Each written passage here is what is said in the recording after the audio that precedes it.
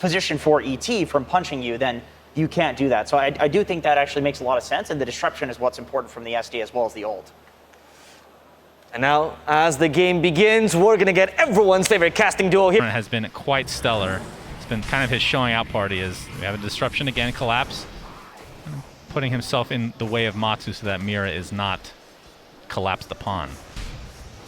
Well, he needs to be a little bit careful here, actually. Puppey coming in with the illusion skewer. We have the skewer with the shockwave. They're going to try to 1v1 battle this. The Brambles come out as well. This is going to be first blood going the way of somebody, Cinder, as Matu, one right click. Nope. Looks like Puppey will get credit for that one. And with the avalanche, he's opting not to chase down, but rather to straight up go up and salve Matumbaman and probably give him a tango here as well. Coming out of his own tango in a second. So, yep, Secret will get first blood there. That would have been a potential play there for Secret to get a stun off from Lina onto the Storm if the avalanche toss were staggered as much as possible out of Matsu there. Oh, the big jump in from Toronto Tokyo, and the Terrorize to follow. Puppey's in the vicinity. Can they save him? Shadow, or the disruption is there, and now Toronto Tokyo looks to be the one taken out. It's going to be a 1-for-1 though. Laguna Blade expended, and now Mira getting absolutely beat down. Looks like Puppey gets credit for that one. So a 2-for-1 overall. Who died first between the mid laners? I think the Storm was killed off first. Okay. Yes, he was. Did get the return gold onto Nisha. In addition, obviously Tiny not able to get his shard yet, but that's when Taro his wants to show off his blink here. And Puppey gets off the disruption. Nisha on the back line. Yataro jumps in with the blink dagger, but a nice Yules from Nisha. You can see the Bramble is going to apply to Nisha. They're going to apply all their pressure onto him now. Earth Splitter comes out. First to fall will be Puppey. The skewer into the RP. Several heroes caught in there. That is going to be a kill from Toronto Tokyo. Buyback now onto Puppey as Collapse getting beat down by the tree. So Secret do get a collateral kill here, but it's going to cost them dearly, Cinderin. That worked out super well for Spirit, the way they jumped that with Toronto Tokyo and followed up. YapzOr didn't really manage to find a good stomp or splitter in that situation, so they couldn't really. That's the key counterplay that we'll usually have in a spot like this. Diving Elder Titan is really scary, or against Elder Titan rather. But with Puppey already using the disruption. Matu has his BKB ready to go, pops that Shadow Blade. But Team Spirit, they know. But does Mira know? Is he? No, he's dead. Oh my! He dies in midair. The double damage. That is actually pretty close to Little Red Riding Hood there. That was on Dark Willow. I'll take that. That's oh my god, Mapochka gets off the Winter Curse, but it's not going to last that long because he's all alone. Matu, oh, he throws the tree and destroys him. Cold Embrace saving Collapse for now, but you have to think that he will die here. Gets tossed up into the air. Matu pops the BKB, but a lot of damage coming from Taro. The Construct actually ripping through this rock. He's going to get the kill. Nisha looks next on the target. He gets inside the trees. Nice vision from Toronto Tokyo. Double kill for Yataro. Collapse is still somehow alive here. Puppey getting some cover thanks to the Echo Stomp, but triple kill for Yataro. He's just bringing everyone down to their knees. Out of nowhere, Yataro. I mean, he's been top net worth for a while, Cinderin, and it's really showing in that fight. Such a heads-up play there from a poke. Got himself the Titan Sliver on Tiny. That's a very big pickup for him. Yeah. A lot more damage. The status resist is nice. Puppey, he has disc. Oh, Eon disc procs. Toronto Tokyo goes to the back line looking for Zai. Looks like Puppey gets off the Ghost Scepter as well. Will be brought down eventually, but there's the Laguna Blade with the LSA Nisha. Do they have enough damage? They do. Matu gets the kill. Onto that Sven. Yataro is donezo. Earth Splitter comes out, not doing too much though. Collapse attempting to get out, but Matu's right clicks are just too much to withstand. Toronto Tokyo creating enough space there. A big fight for Secret. They do lose Nisha, but Yataro at the very least is taken out of the game for a little bit. Such a huge, like just the itemization from Puppey. Look at how much a difference it makes that he has these exact items. So he has Ghost Scepter to buy the time against that Sven, and then he gets the Demonic Purge and Disruption off because of Aeon Disc. He would have died in the stun if he didn't have that disc, so kind of offering himself up and gets the full counterplay out. Demonic Purge on Sven is such an insane counter. It was talked about on the panel as well, right? They were like, yeah, you got to pick something, and that's the one bad matchup Sven has, and Puppey just showed why there. That Demonic Purge just ruined the Sven's fight, and they burst him down. That was some solid spell casting from the rest of Spirit, though. That could have gone way worse. It was a good curse onto the Lina to at least salvage things somewhat there for Team Spirit. Toronto Tokyo pushing out the top lane now, as we do have Shard online for Zai, so the Wolves Mira gets stomped mid. Spawning. This could be a setup for Matu. Okay. Thunderhide is available Oh, there. Oh, the instant force stab force from stab. Matu. But he's gonna Collapse is force out so his good. BKB. Mira saving, or getting cold embrace for now. Pops the Shadow Realm as well, but there's Collapse with the initiation onto Matu, and now the Orchid on top of it. He's already used the BKB. Nice save from Puppey for the time being, but Matu's still stuck in a terrible spot right now. Has to just stand his ground, and there's the Terrorize to follow. Big kill for Team Spirit. Looks like Zai is next on their list. And down he goes, Cinderin. Great execution from Team Spirit. Oh my god, I hope we get a replay of that. What an insane force step from Collapse there. It wasn't even Mira that he force stepped. It was the Tiny of Matu. The second he blinks in to go for the Avatos combo, he immediately gets offensively force staffed. Whoever wins this game will be playing PSG LGD in the grand finals of TI-10. So, and something we maybe haven't touched on so much, right? One of the key things for Secret in this game, compared to a lot of the games that they do well in, Nisha has been so quiet. oh, they might have found Matu. Does have the BKB, Avatos to follow, but Collapse gets saved. And Matu is just completely alone, Cinder, just looking for some sort of collateral, but it's not going to happen.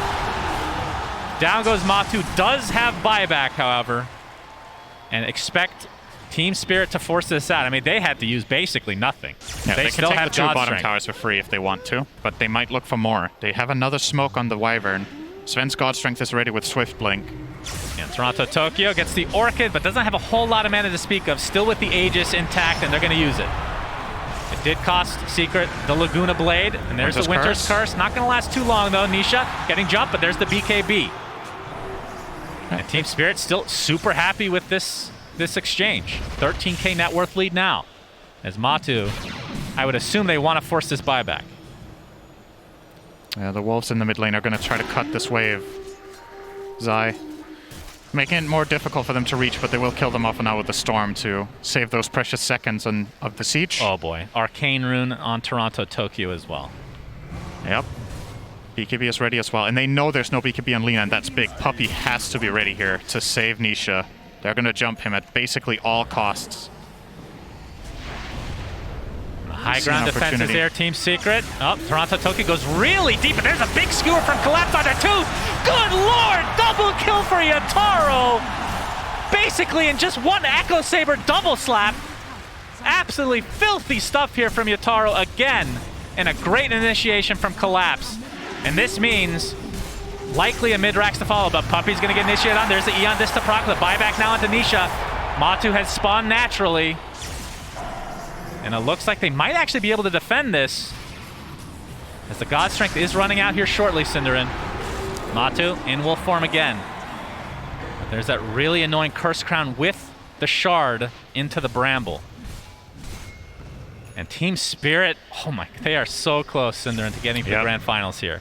It's unbelievable. If you would have asked me the odds of this before the tournament, of Spirit getting to the finals, man. Oh, Matu, all right. Well, let's not count the Mira chickens has the before extra the tosses to eggs. work with. That's 2 deaths now in quick succession in favor of Team Secret, but still the buybacks remain. We'll see if Secret can force these out. Seems relatively unlikely. It's so scary for them to go to the enemy high ground at this point with how much pressure they're under, and also their gold, right, on their heroes. So Tiny doesn't have buyback gold, Lycan doesn't have buyback gold. Shadow Demon does. Yapzor used his previously on the Elder Titan. Very quiet game from him as well on that ET, just very low net worth. He's not very farmed, hasn't been involved in too many kills. It is a difficult ET game, in my opinion, against the Storm as well as that Mag Skewer and just the general vision that Team Spirit have been playing with the whole game. But really, both Yapzor and Nisha just not having the games that they're used to, and that's what's made this so hard. Yeah, Matsu's been caught off a couple of times and made some mistakes. These other two players just haven't found their footing in the game, largely. I mean, look at the net worth. Yapzor is literal bottom by a long shot. Far, that is so uncharacteristic. That I literally cannot remember that ever happening. It's very rare, and it's also, if you think about the way Secret prioritized these heroes, I think having all the gold on Puppey has been massively impactful. I think his net worth has been put to really good use, but in some of these strategies we've seen from PSG LGD where they play a 4 Elder Titan, he ends up having an Aghanims, and he just becomes a 4th core. That's just not the case for YapzOr here. He doesn't ever have the opportunity to really go in and get much done. Maybe he doesn't feel like it was an option anyway because of the hero matchups. Like maybe he just thinks it's too hard against Wyvern, Sven, and Meg to ever do it. Puppey has definitely survived through a lot of this, but Yataro now has a nullifier, so you can dispel Eon Disc.